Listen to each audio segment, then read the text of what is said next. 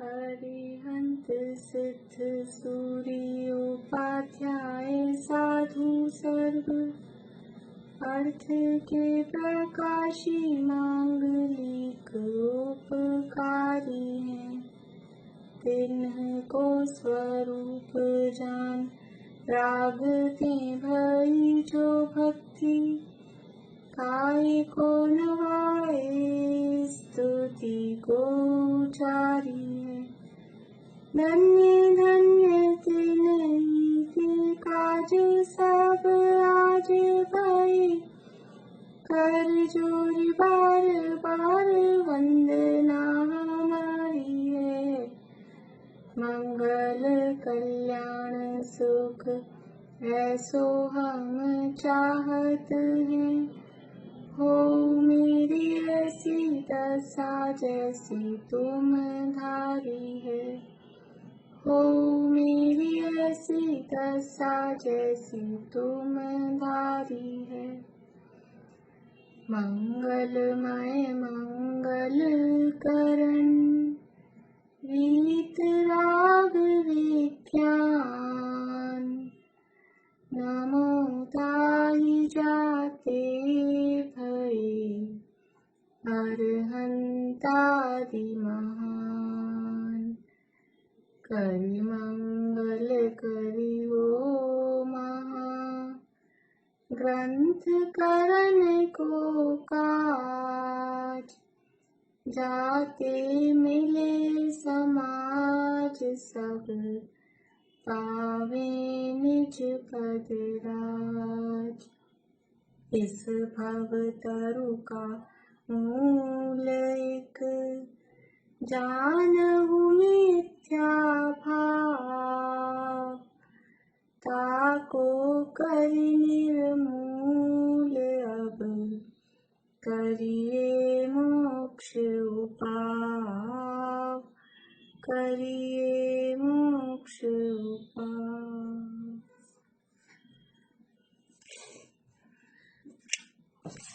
मोक्ष प्रकाशक में प्रश्न तो भी कोई है नहीं, तो देखते हैं बाद में।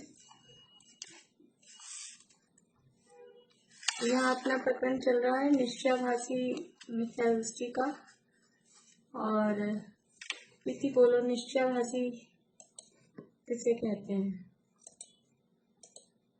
निश्चयाभासी जो यथार्थ स्वरूप को तो जानता नहीं है और मतलब व्यवहार जो है उसको मानता है, और निश्चय स्वरूप को भी नहीं मानता और व्यवहार मतलब जो व्यवहार है उसको भी, उसके स्वरूप को भी यथार्थ नहीं जानता और अपने हिसाब से स्वच्छंद प्रवृत्ति करता है। निश्चय व्यवहार दोनों के स्वरूप को यथार्थ नहीं जानता, लेकिन ऐसा तो मानता है कि निश्चय की बात तो मानता है, व्यवहार का पूरा ही पूरा निषेध करता है। तो निश्चय का एकांत हो जाता है। निश्चय का एकांत हो जाता है तो उसको निश्चयाभासी मिथ्या दृष्टि कहा जाता है। यहाँ निश्चयाभासी की स्वच्छंदता की चर्चा अपनी चल रही है। स्वच्छंदता के बिंदु कौन कौन से हैं? सुंदर आंटी बोलेंगे आप? निश्चयाभासी की स्वच्छंदता के पॉइंट्स अनम्यूट करिए। शास्त्र अभ्यास करना निरर्थक बतलाता है। द्रव्यार्थिक तथा गुणिष्ठान मार्ग आदि के विचार से विकल्प ठहराता है।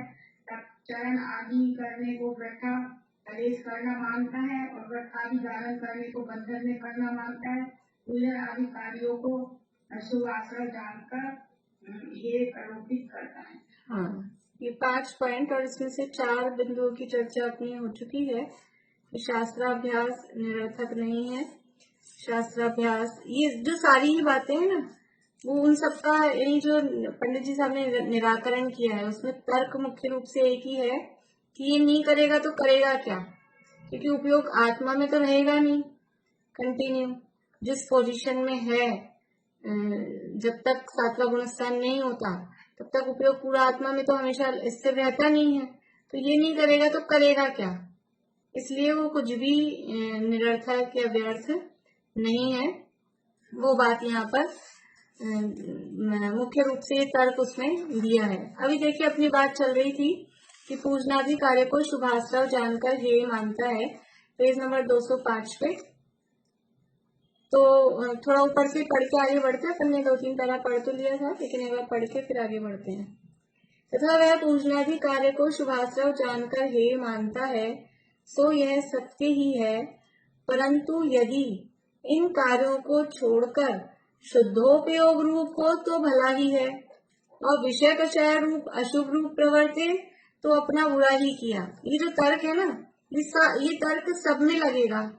जितने भी चारों पांचों पॉइंट हैं, सब में यही तर्क लगेगा कि यदि ये कार्य छोड़कर शुद्धोपयोग करता है तो ठीक है, बढ़िया है, लेकिन शुद्धोपयोग नहीं किया तो फिर क्या करेगा?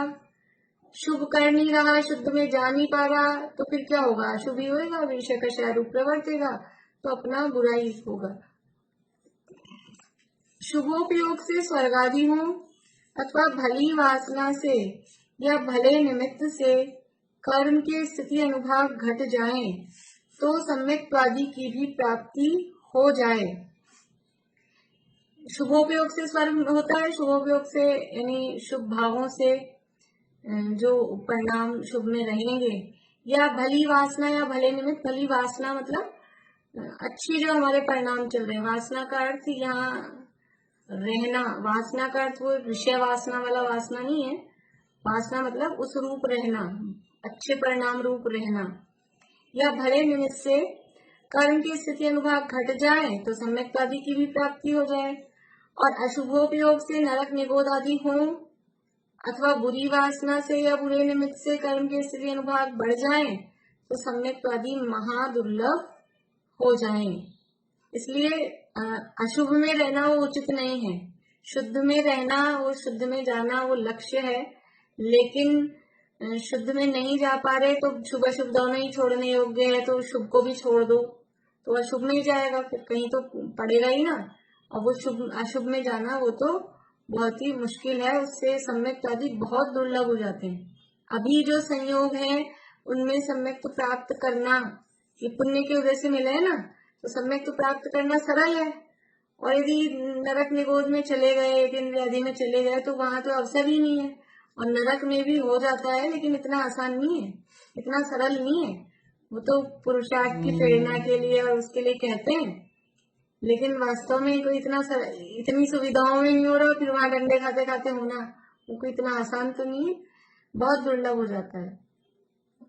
तथा शुभोपयोग होने से कषाय मंद होती है और अशुभोपयोग होने से तीव्र होती है। सो मंद कषाय का कार्य छोड़कर तीव्र कषाय का कार्य करना तो ऐसा है जैसे कड़वी वस्तु न खाना और विष खाना।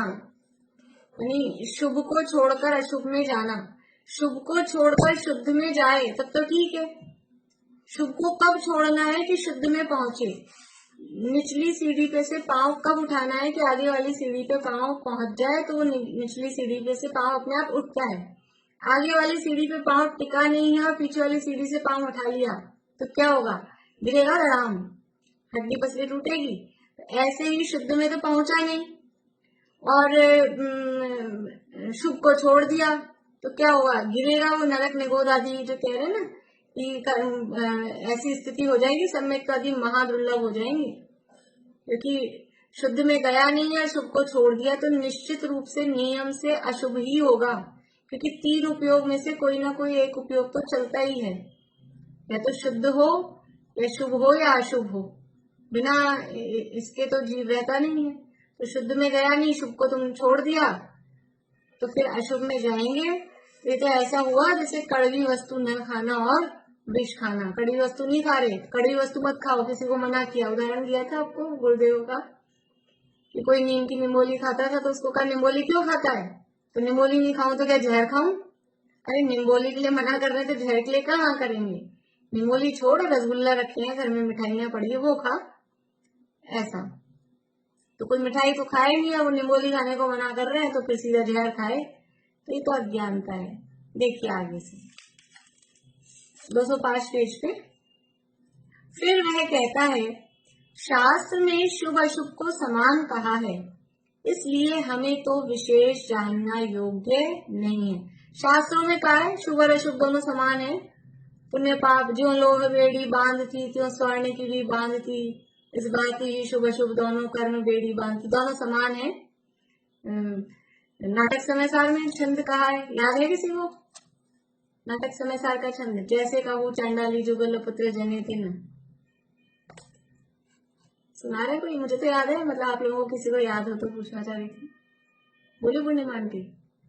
ऐसे को चंडालिनी जुगल पुत्र जायो तिनि, एक दिन माने पे एक घर रहते हुए, मामा ने कहा आयो तिने मचे माथे त्यागे तीनों, चंडाले कहा तिने मचे माथे चाहते हुए, तैसे के वेदी कर में के जुगल पुत्र एक पाप एक पुण्य नाम जिनमें बात है, लोगों मानी दौड़े धूपे दो करने बंद रूप, जाने बनते नहीं तो आगे बढ़िया।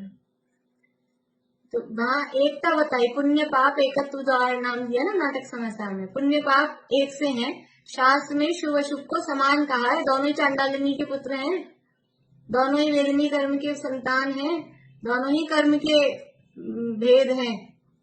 तो चाहे पुण्य हो, चाहे पाप हो, चाहे शुभ हो, चाहे अशुभ हो, समान है। इसलिए जैसे लोहे की बेड़ी बांधती है वैसे सोने की बेड़ी बांधती है तो दोनों बेड़ी ही। इसलिए सब शास्त्रों में पुण्य पाप की समानता योग सार में है। लोह और सुवर्ण की बेड़ी में अंतर है नहीं, शुभ अशुभ छोड़े ज्ञानी जन दोनों में अंतर है नहीं। दोनों में कोई अंतर नहीं, ज्ञानी जी दोनों को छोड़ते हैं, शुभ को भी और अशुभ को भी। तो ये शास्त्र में समान कहा है, हमको ज्ञानी बनना है इसलिए हम दोनों को छोड़ देंगे, इसलिए अशुभ को शुभ को भी दोनों को छोड़ देंगे, नहीं हम तो शुभ को पहले छोड़ेंगे। यहाँ ऐसा ये क्योंकि एकांती है ना, निश्चयाभासी है, दोनों को छोड़ेगा तो फिर कहीं पहुंचेगा तो शुद्ध में पहुंचेगा। लेकिन बस शुभ को समान कहा है, शुभ को अशुभ के समान कहा है, इसलिए हमको तो शुभ छोड़ना। तो शुभ छोड़ता है लेकिन अशुभ छूट रहा है कि नहीं, उस पर नजर ही नहीं है।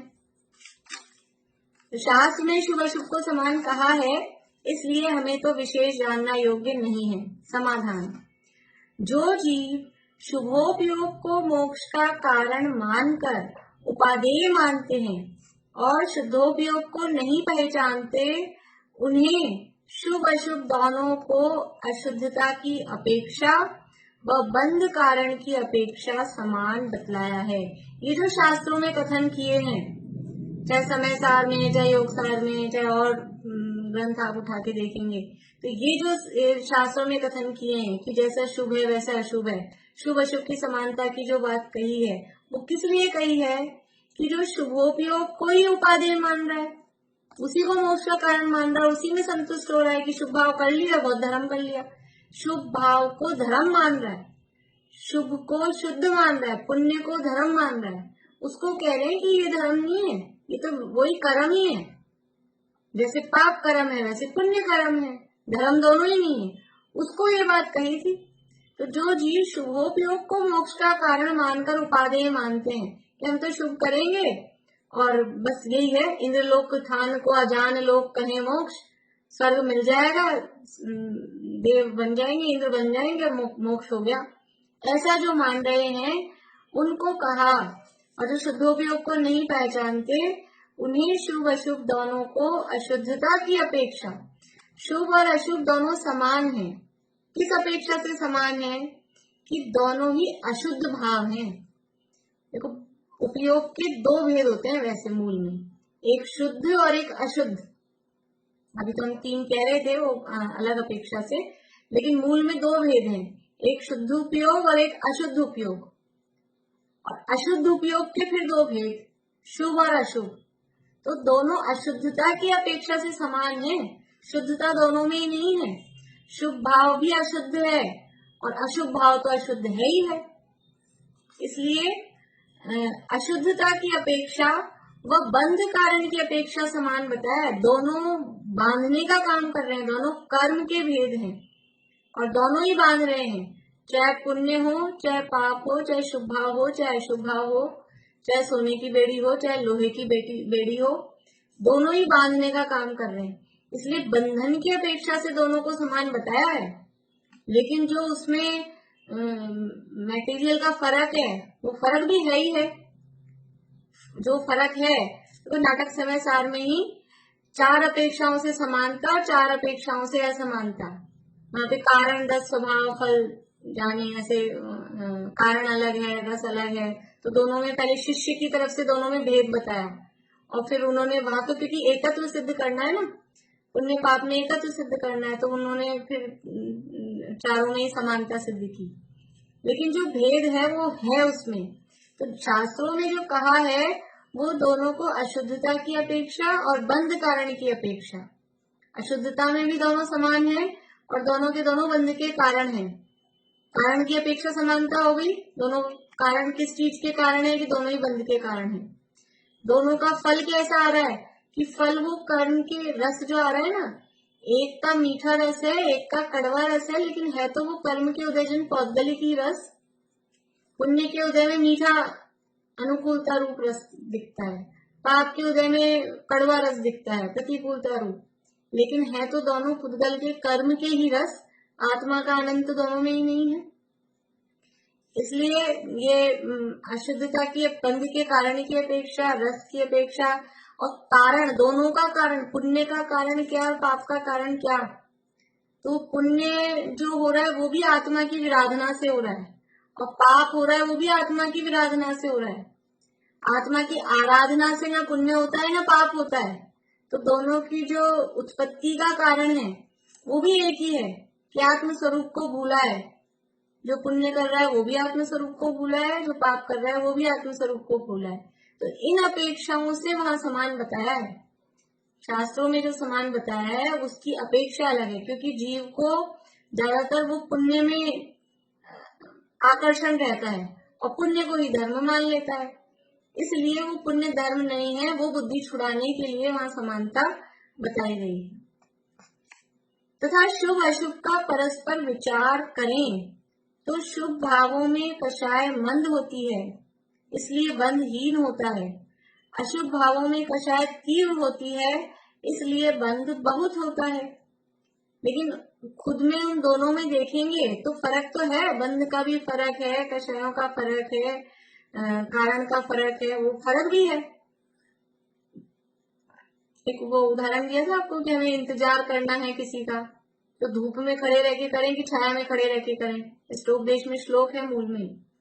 तो पुण्य है वो छाया के समान है, पाप है वो धूप के समान है, तो ये धूप और छाया का जो फर्क है वो है या नहीं है, वो फर्क भी है ही। तो इनका इसलिए परस्पर विचार करें तो शुभ भाव में क्या है, कषाय मंद है और अशुभ भाव में तीव्र कषाय है।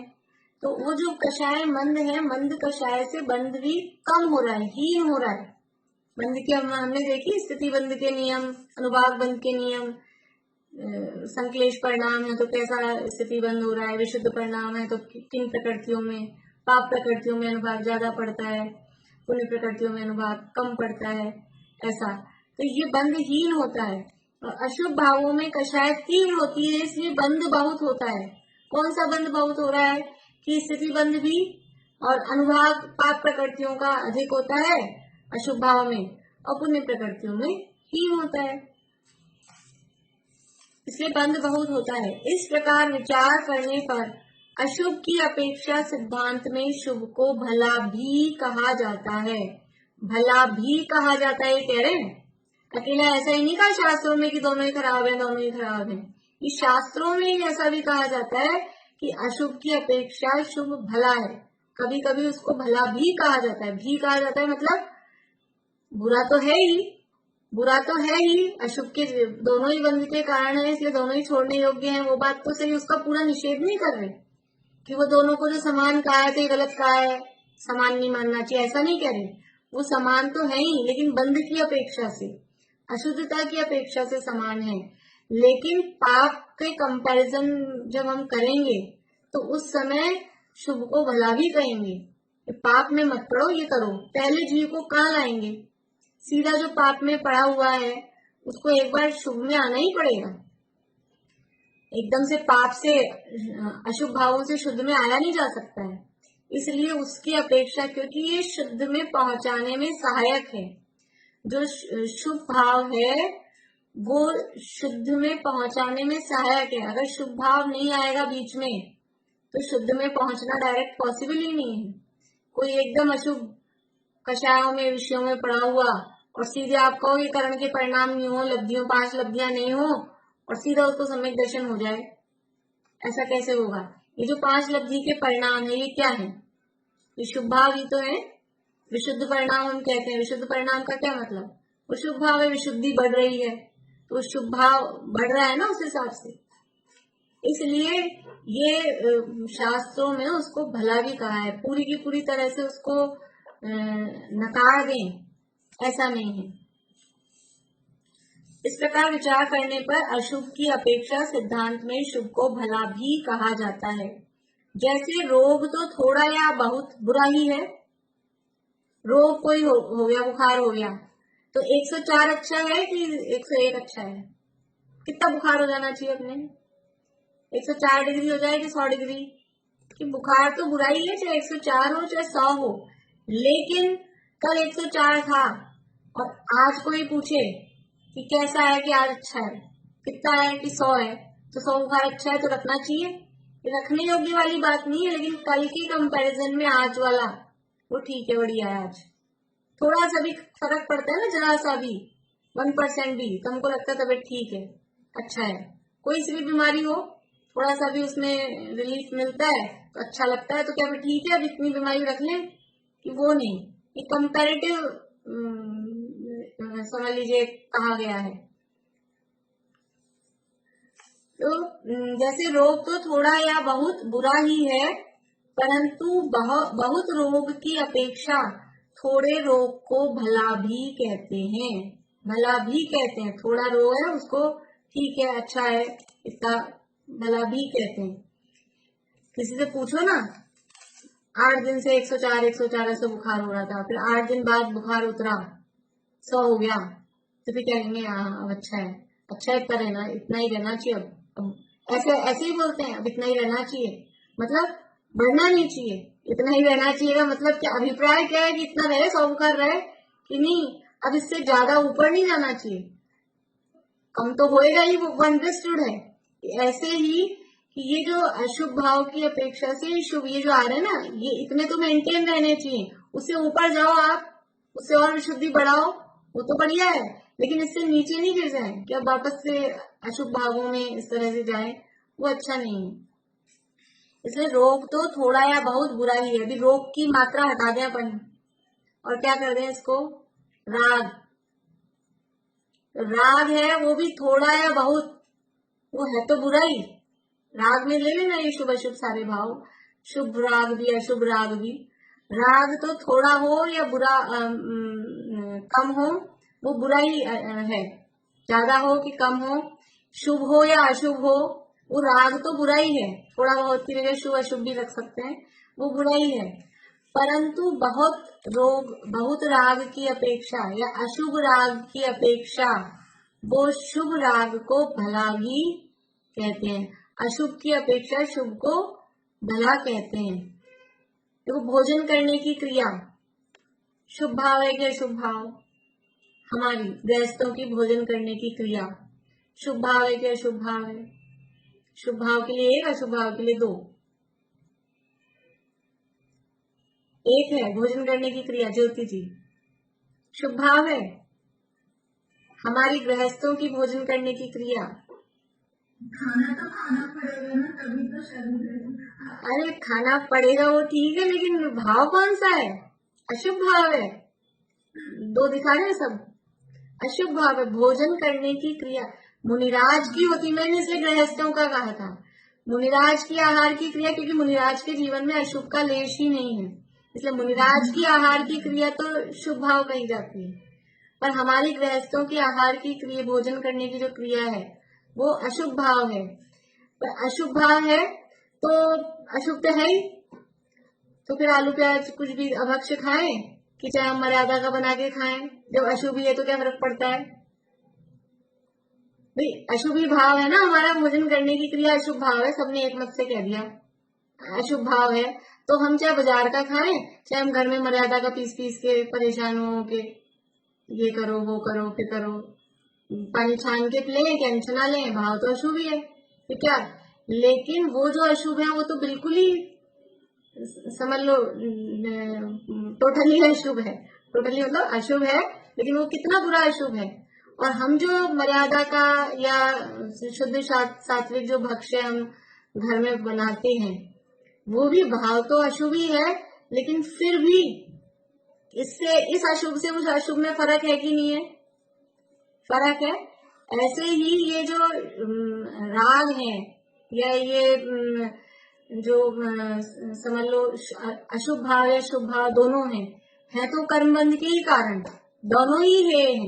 लेकिन फिर भी जो विषय कषाय वाला अशुभ है और ये पूजा पाठ वाला जो शुभ है, इन दोनों में फर्क है कि नहीं? दोनों में फर्क है। तो जब तक हम शुद्ध में नहीं पहुंच रहे हैं, तब तक ये पूजा पाठ वाला शुभ वो जीवन में रहता है। और इतना तक भी कह रहे हैं कि वो ग्रहण करने योग्य है।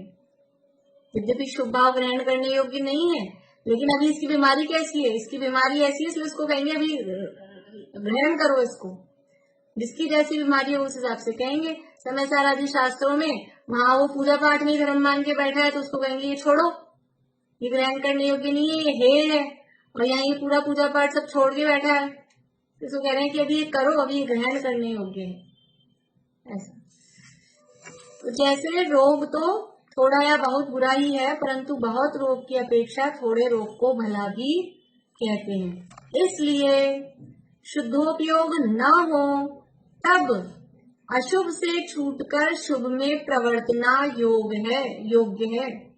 जब तक मुनि दशा नहीं हो रही तो हमारे भोजन की क्रिया तो अशुभ भाव ही है टोटली।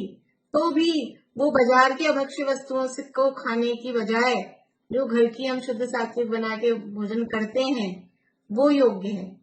ये भोजन तो करना पड़ेगा, आखिर भोजन तो करना ही पड़ेगा, भोजन करना पड़ेगा, लेकिन फिर क्या खाएं? कुछ भी खा लें कि नहीं, उसको छोड़कर ये खाना योग्य है।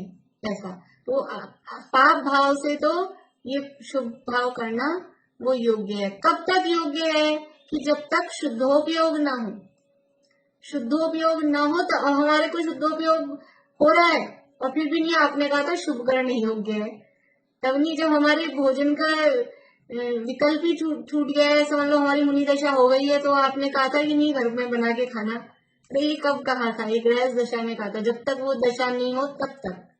वो दशा होती है तो छोड़ना नहीं पड़ता, वो अपने आप ही छूट जाता है, सहज ही छूट जाता है। जैसे ही आगे वाली सीढ़ी पे पांव जमता है, पीछे वाली सीढ़ी पे से पांव अपने आप ही उठ जाता है। वो बुद्धि पूर्वक छोड़ना नहीं पड़ता कि अब मेरा इस पे पांव आ गया है, इस पे से मैं पांव उठाऊं, ऐसा कुछ भी नहीं होता है। इसलिए शुद्धोपयोग न हो तब अशुभ से छूटकर शुभ में प्रवर्तना योग्य है। शुभ को छोड़कर अशुभ में प्रवर्तना योग्य नहीं है। दोनों तरफ से कहा है। अशुभ से हटकर शुभ में लगना तो योग्य है, लेकिन शुभ से हटकर अशुभ में जाना वो बिल्कुल गलत है। शुभ से कब हटना है? शुभ से जब हटना है जब शुद्ध में जाए। अशुभ से हटकर शुभ में आना है, लेकिन शुभ से भी हटना है, लेकिन शुभ से कब हटना है? कि जब शुद्ध में पहुंच जाओ। शुभ से हटकर इधर वापस बैक आ गए अशुभ में, वो तो योग्य नहीं है, वो गलत है। फिर वह कहता है कामादिक या शुद्धादिक मिटाने की अशुभ रूप प्रवृत्ति तो हुए बिना रहती नहीं है। फिर तो होएगा ही, भोजन तो करना ही पड़ेगा, कहा ना। तो ये प्रवृत्ति तो हुए बिना रहती ही नहीं है। और शुभ प्रवृत्ति इच्छा करके करनी पड़ती है। देखो भूख तो लगेगी, भूख लगेगी तो भोजन करने की इच्छा मतलब अपने आप ही होगा ही, भोजन करने में आएगा ही। प्यास लगेगी पानी पियेंगे ही, वो तो अपने आप ही होती है। लेकिन हमको ये जो शुभ भाव है ना, शुभ प्रवृत्ति, पूजा करें, स्वाध्याय करें, जो भी है पूजना आदि जो भी कार्य है, ये सब तो हमको इच्छा करनी पड़ती है, अपने आप नहीं होती। जैसे भूख लगी और भोजन करा, ये तो ऑटोमेटिक चलता है अपने आप ही। ऐसे हमको ऑटोमेटिक कोई चलता हो पूजन करने का, ऐसा नहीं होता, हमको इच्छा करनी पड़ती है, पूजन करनी है कि ये पूजन करनी है, कि ये स्वाध्याय सुनना है, कि स्वाध्याय करना है, तो ये इच्छा करनी पड़ती है। और ज्ञानी को इच्छा चाहिए नहीं। इच्छा तो पहले ही पीछे गया है तीसरे अधिकार में। इच्छा वो सर्व दुखों का मूल है, और इच्छा तो ज्ञानी की होती ही नहीं है। इच्छा वो मोह के उदय में होती है, इसलिए वो 4 प्रकार की इच्छाएं वो दुख के कारण है, इसलिए इच्छा हमको नहीं चाहिए, इसलिए शुभ का उद्यम नहीं करना। प्रश्न समझ में आया? भोजन आदि की प्रवृत्ति तो अपने आप होती है, क्योंकि वो तो होती है, वो उसके बिना तो रहता नहीं है। लेकिन ये शुभ की जो प्रवृत्ति है ना, ये अपने आप नहीं होती, इसकी हमको इच्छा करनी पड़ती है, और इच्छा है वो दुख का कारण है। ज्ञानी की इच्छा होती नहीं है, इसलिए हमको इच्छा नहीं करनी, इसलिए हमको ये शुभ का उद्यम भी नहीं करना। हमको चला चला के पूजन करें कि स्वाध्याय करें, ये हमको शुभ का उद्यम भी नहीं करना। ये प्रश्न कह रहे हैं। उत्तर: शुभ प्रवृत्ति में उपयोग लगने से तथा उसके निमित्त से विरागता बढ़ने से कामादिक हीन होते हैं और शुद्धादिक में भी संक्लेश थोड़ा होता है, इसलिए शुभोपयोग का अभ्यास करना। देखो क्या कह रहे था ऊपर प्रश्न में, क्या दिया? जो वो प्रश्न कहता है ना, जो वो प्रश्न में बातें कहता है, उसी से उसका काट करते हैं, उसी से उसका निषेध करते हैं। उसने कहा ये तो विषय भोग, काम भोग की और भूख प्यास की, ये तो अपने आप ही होती है, उसमें तो अपने आप ही जाता है उपयोग, हमको अलग से इच्छा नहीं करनी पड़ती। किसी को ऐसी इच्छा करनी पड़ती है आज मैं भोजन करूं, तो भूख लगती है, अपने आप ही हो जाता है। ऐसा कुछ अलग से इच्छा करनी पड़ती है क्या कि मैं पानी पीऊं, जाके प्यास लगती है, उठते हैं पानी पी लेते हैं, तो वो तो अपने आप होती है। तो यहाँ कह रहे हैं कि जब हमारा उपयोग शुभ में लगेगा, शुभ में जब उपयोग लगता है और उसके निमित्त से विरागता बढ़ती है, थोड़ा सा वैराग्य नहीं, लेकिन समझ लीजिए विषयों का रस फीका पड़ता है, तो उस तरह की जो विरागता बढ़ती है, तो उससे ये अपने आप ही हीन होते हैं। शुद्धादिक की जो प्रवृत्तियां हैं और विषय भोगों की, कामादि की जो प्रवृत्तियां हैं, अपने आप ही कम होती हैं। जब तक हम पूजन पाठ स्वाध्याय ये नहीं करते थे, नहीं समझते थे, तब हमारी भोजनादि की, विषय भोग की प्रवृत्ति, और अब जब हम पढ़ते हैं, सुनते हैं, कुछ समझते हैं, तो हमारी विषय भोग की, भोजनादि की प्रवृत्ति कैसी होती है कि पहले चाहे जो भी कुछ भी खाना है, बस ये खाना है, चाहे भक्ष्य हो, चाहे अभक्ष्य हो, चाहे हिंसक हो, चाहे जीवों की हिंसा होती हो, चाहे नहीं होती हो, कुछ भी, तब वो कैसी आ सकती थी। और अभी पढ़ा सुना समझ लिया, तो हमको भोजन तो करना होता है, लेकिन ऐसा भोजन नहीं करते हैं कि जो अभक्ष्य हो, जो जीवों की हिंसा से बना हुआ हो। विषय भोग तो अभी भी सेवन करते हैं, लेकिन अब ऐसे विषय भोग नहीं सेवन करते हैं कि अनर्गल, निरर्गल या आसक्ति जो पहले थी उसमें, कि नहीं बस विषय भोग करने, वैसी नहीं। अभी भी घर तो वही है, सामान वही है, पंखा है, मतलब सब चीजें हैं, मान लो वो चलते भी हैं, लेकिन पहले जैसे आसक्ति थी वैसे आसक्ति अब है क्या कि वो सब हीन हो जाते हैं। भोजन आदि में भी पहले जैसे कोई चीज पसंद और जो रस लेके जो भोजन करते थे, घर का ही भक्ष्य ही, वो आसक्ति भी कम हो जाती है। वो अब ठीक है, बन गया तो ठीक है, खा लिया, टेस्टी बना तो, बिना टेस्टी बना तो, नमक का है तो, बिना नमक का है तो, मीठा सही है तो, कम है तो, सब चल जाता है। अब परिणाम भी खराब नहीं होते। पहले तो जरा कोई नमक कम हो कि चीनी कम हो तो ये क्या बना दिया है, कैसा बना दिया, स्वाद ही नहीं आ रहा, ऐसा कुछ भी परिणाम अंदर आता था। और अब ये क्यों हुआ कि ये जो शुभ प्रवृत्ति में उपयोग लगा ना, शुभ प्रवृत्ति में उपयोग लगा, तो वो कषाय अपने आप मंद होती है, कषाय मंद होती है, अंदर से उनके प्रति रस नहीं रहता है, विषय भोगों के प्रति, भोजन आदि के प्रति रस नहीं रहता है, तो विरागता बढ़ती है, जिससे ये कामादि, काम भाव और भी जो भी विषय है, स्पर्शन, रसना, घ्राण, चक्षु, कर्ण, पांचों इंद्रियों के विषय, वो अपने आप हीन होते हैं, कम होते हैं। बहुत सारे लोग ऐसे भी हैं, मतलब अपने मुमुक्षों में जानने में, कि इस तरह की कि समझ लो किट्टी पार्टियों में ही रहना और इसी तरह से रहना, और फिर इधर की रुचि लग गई तो वो सब अपने आप कम, ताश पत्ती खेलना, सब चलता था, मान लो अब रुचि इधर की लग गई, तो वो अपने आप ही ये विरागता बढ़ती है, ज्ञान बढ़ता है, वो किसी को कहना नहीं पड़ता आप ये छोड़ो, वो अपने आप ही छूट जाता है, अपने आप ही छूट जाता है। उपयोग यहाँ लगा, अभी 3 क्लासेस अपन ने ज्वाइन कर रखी हैं, ये तो अपनी है, इसके अलावा समझ लो सब चलती हैं, बहुत बहुत लोग, मुझे मालूम है आप लोगों ने भी, सबने, अकेले ये 3 ही नहीं करते, और भी जिसको जो रुचता है, संजीव जी की हैं या और भी हैं। आज ही मीता भाभी का फोन आया था, बोले मैंने 3 और कर रखी हैं, अश्विन भाई की भी, स्वीटी भाभी की भी, अभी क्या क्या करें।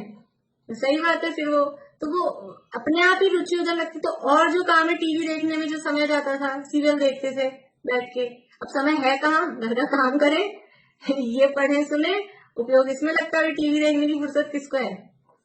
अपने आप ही उनमें प्रवृत्ति घटती है, अपने आप ही उधर खाने पीने में भी पहले रोज दिन भर रसोई में ये बना रहे हैं वो बना रहे हैं, ये अब टाइम ही नहीं है ज्यादा, बस पेट भरने लायक जो बन जाए बना लो और ठीक है। समय कहाँ है, बिना बात इधर लोगों के घूमने फिरने मिलने जा रहे हैं, यूं ही टहलने जा रहे हैं, तो अपने आप ही कम हो जाता है, अपने आप ही ये विषयों में प्रवृत्ति कम होती है। क्यों? शुभ प्रवृत्ति में उपयोग लगने से तथा उसके निमित्त से विरागता बढ़ने से कामादि क्षीण होते हैं, शुद्धाधिक में भी संक्लेश थोड़ा होता है। इसलिए शुभोपयोग का अभ्यास करना। बहुत मूवी देखने का किसी को शौक हो, अब ऐसा लगता है 3 घंटे वहां कितना टाइम बर्बाद होगा, तो 3 घंटे किसके पास है बताओ, कितनी मुश्किल से हमको 3 घंटे मिल पाते हैं निकाल के, अभी 3 घंटे वहां जाके कौन खराब करे, वहां जाने की तो सब घर में भी देखने की किसको फुर्सत है। नहीं, इधर उपयोग लगता है तो वो अपने आप ही वहां सब कम हो जाता है। इसलिए शुभोपयोग का अभ्यास करना। वो कह रहे हैं कि शुभ शुभ करने में हमको इच्छा होती है, और इच्छा है वो तो दुख का कारण है। कह रहे हैं कि नहीं, ऐसी इच्छा अभी निचली भूमिका में बुद्धिपूर्वक उसका अभ्यास करना। इसका अभ्यास करेंगे तो ये विषय कषाय की प्रवृत्ति कम होगी, तो आगे रास्ता मिलेगा। तीव्र विषय कषाय की प्रवृत्ति रहेगी तो आगे रास्ता ही नहीं मिलेगा। उद्यम करने पर भी यदि कामादिक व शुद्धाधिक पीड़ित करते हैं तो उनके अर्थ जिससे थोड़ा पाप लगे वह करना, परंतु शुभोपयोग को छोड़कर निशंक पाप रूप प्रवर्तन करना तो योग्य नहीं है। वो कह रहे हैं कि शुभ में आप उद्यम करना, शुभ में उपयोग लगाना, आपके कामादिक विषय कषाय के परिणाम कम होंगे, भोजनादि में भी जो वो है वो भी कम होगा। देखो कैसी स्थिति होती है, जब तक पढ़े सुने नहीं है कुछ भी, तो ऐसी आदत हो आदमी की बैठ के पीने की, बिना ब्रश करे ही खाना पीना चालू, सुबह से उठते ही पहले से खाना पीना चालू, और अभी इधर उपयोग लगा तो नहाएंगे धोएंगे, देव दर्शन के लिए जाएंगे, पूजा पाठ करेंगे, फिर आएंगे, अपने आप ही ऑटोमेटिक ही कहीं तो सुबह 6 बजे से जब जब उठ जाए 6 बजे 7 बजे तब से खाना पीना चालू। अब ऐसे ये सब काम करेंगे तो 8:30 9 जैसे भी जिसका भी जो भी है वो टाइम हो ही जाएगा। जल्दी जाके आ जाए, जल्दी सही, लेकिन इतना तो रहेगा कि देव दर्शन करके खाना पीना है वो। तो ये शुद्धा अपने आप ही वो शुद्धा को सहन करने की ऑटोमेटिक ही रूटीन चेंज होता है, तो भूख भी नहीं लगती। अब हमारे 9 बजे लेने की आदत हो गई है तो 9 बजे से पहले भूख भी नहीं लगेगी। अब पहले उठते ही 6 बजे से ही चालू होना था तो 6 बजे से ही भूख लगने लग जाती थी।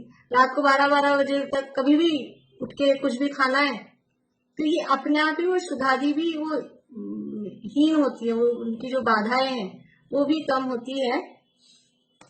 तो ये उद्यम हमने किया, ये उद्यम करने पर भी यदि वो पीड़ित कर रहे हैं, काम वासना विषय भोग का परिणाम या शुद्धाधिक, पीड़ित तो करेंगे। ऐसा तो नहीं है कि वो कर्म कोई आपके खत्म ही हो गए सारे, तो भूख प्यास भी लगेगी, कुछ विषय भोग की भी इच्छा होगी, तो भी क्या है कि उनके अर्थ जिससे थोड़ा पाप लगे वह करना।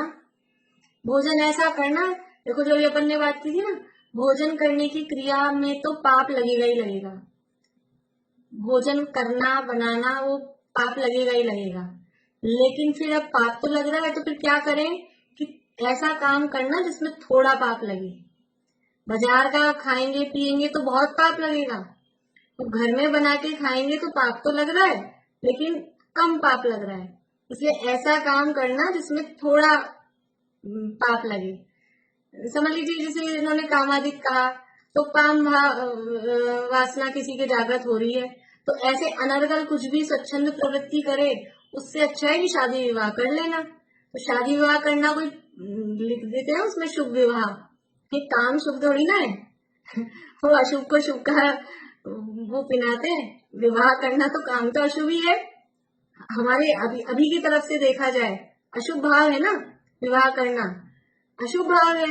लेकिन फिर भी वो सारी दुनिया भर से इधर उधर से निरर्गल जो प्रवृत्ति थी, किसी के भी साथ विषय भोग करने की प्रवृत्ति, वो छूटकर भी एक के साथ सीमित हो गई। तो विषय भोग भी अगर आपको, काम भावना वासना भी अगर परेशान कर रही है, तो ठीक है, ऐसा काम करना जिसमें कम पाप लगे। तो विवाह किया तो ठीक है, एक पाप की सीमा हो गई। इसलिए उद्यम करने पर भी यदि कामादिक व शुद्धादिक पीड़ित करते हैं, तो उनके अर्थ जिससे थोड़ा पाप लगे वह करना। व्यापार धंधा कमाई सबको करनी है, तो फिर क्या करें, कमाई तो करनी है, तो बूचड़खाना खोल ले, उसमें कमाई अच्छी होती है। शराब की दुकान में बहुत कमाई होती है। नहीं, व्यापार धंधा सबको करना है, लेकिन ऐसा काम करना जिसमें कम पाप लगे। व्यापार करने में पाप तो लगना ही है, कुछ भी करो, चाहे कपड़े की दुकान हो, चाहे सोने चांदी की दुकान हो, चाहे बूचड़खाना हो, पाप तो लगेगा। तो पाप लगेगा तो फिर कुछ भी करो ही नहीं, जिसमें कम पाप लगे वो काम करना है। तो जिससे थोड़ा पाप लगे वह करना। परंतु परंतु अलर्ट कर रहे हैं, परंतु लगा रहे हैं, ये आपने कह दिया फिर से तैयार हो जाएगा कि आपने कह दिया, नहीं। परंतु शुभोपयोग को छोड़कर निशंक पाप रूप प्रवर्तन करना तो योग्य नहीं है। शुभोपयोग को छोड़कर और बस वो तो इच्छा हो रही है, वो तो आपने ये कहा है और ऐसा है ऐसा है, और फिर पाप रूप प्रवर्तन करे, वो योग्य नहीं है। इस तरह से जो पूजनादि कार्यों को हे बताता है शुभाशय जानकर। और इसका भी एक पैराग्राफ है, इसके बाद में फिर इसकी प्रवृत्ति की चर्चा होगी। कल करेंगे इसकी चर्चा। और वो प्रश्न आप लोगों ने कर लिए होंगे, शायद प्रश्न दिए थे ना मैंने, तो कल करेंगे, आज सब लोग ज्वाइन नहीं हुए थे। टाइम कुछ चेंज कर, अभी 5 मिनट लेट कर लें क्या? अभी 7:20 करते हैं, फिर 7:30 से 8 बजे तक आधा घंटा ही रहेगा, क्योंकि 8 बजे से अभी फिर वो संजीव जी भी संयम प्रकाश लेने वाले हैं, कि काफी लोग सुनते हैं, वो लाइव सुनते हैं, तो लाइव का ही मजा रहता है उनका, इसलिए फिर तो नहीं तो अपने को बात का ही करना पड़ेगा पहले के जैसे। जैसे भी होगा देख लेंगे, और फिर सबसे बात कर लेंगे जैसा भी है। अभी तो अपन 7:20 का कर लेते हैं कल से, फिर थोड़ा कर लेंगे। 5 मिनट में फर्क पड़ जाता है, 5 मिनट भी काफी हो जाते हैं, थोड़ा सा काम सरकाते सरकाते तो 5 मिनट भी हो जाते हैं काफी। देख लेंगे, फिर बात कर लेंगे कि या तो फिर अगर संजीव जी का सब आगे पीछे मतलब थोड़ा सा बाद में सुने, तो फिर 7:30 से 8:15 वही पौन घंटा तो लगता ही है ना, फिर अपन क्लास चालू करें तो इस हिसाब से। इसलिए और वो आप लोगों ने वो भर दिया फॉर्म, शांति जी की जो भी समय सार का पढ़ना चाहते हैं, मैंने भेज दिया 2 बार फॉर्म, वो भर लेना आप लोग। समय सार पूरा पूरा पढ़ाएंगे, वो भले शॉर्ट में फास्ट पढ़ाएं, लेकिन ऐसे तो क्या होता है, अपने जो स्मारक में अपन पढ़ते हैं तो वो खाली 2 अधिकारी होते हैं उसमें, अभी पूरा चलेगा। 100 गाथाएं नहीं, 100 दिन में पढ़ाएंगे। अब वो हाँ, तो वो शॉर्ट में जैसे भी पढ़ेंगे वो पढ़ने में तो आ जाएगा ना, जो भी होगा जैसे भी। तो उसमें फॉर्म भर लेना, तो जूम के फिर वो ग्रुप वगैरह भी बन जाएंगे ना, जिसको जैसे सही लगे उस हिसाब से देख लेना आगे। और 2 ही दिन है, सैटरडे संडे। हाँ जी, टाइम 8:30 से 8:30 से, और सैटरडे संडे ही है, 2 दिन ही है, रोज नहीं है। मैंने वो मैसेज भेजा है, अभी आप कहेंगे तो एक बार और डाल दूंगी मैसेज। तो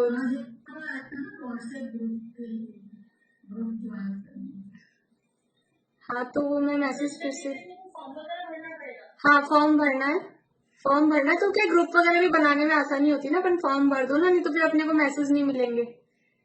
यूट्यूब पे भी रहेगा तो सही, लेकिन अपन कुछ पूछ भी नहीं पाएंगे, वो तो चलो कोई बात नहीं, नहीं पूछना हो, लेकिन फिर कोई मैसेज वगैरह अपने को नहीं मिल पाएंगे।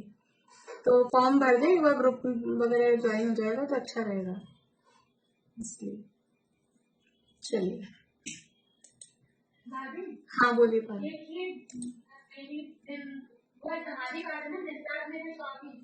बस में जो लास्ट में रत्नात्रय का पालन हो अपने समाज तो ये रत्नात्रय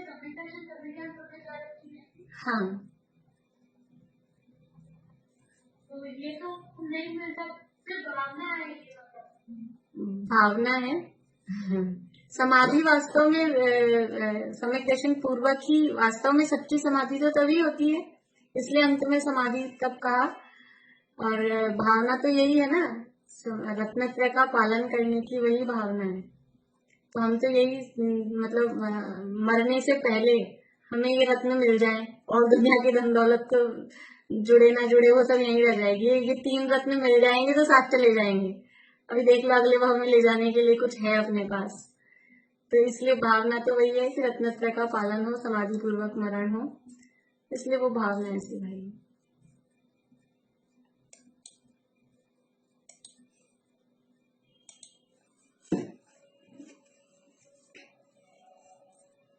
हे धर्म जिन सद धर्म मैं सत धर्म के आधार हो, भव भूमि का परित्याग कर जिन भव जलधि के पार हो, आराधना आराध कर आराधना के सार हो, धर्मात्मा परमात्मा तुम धर्म के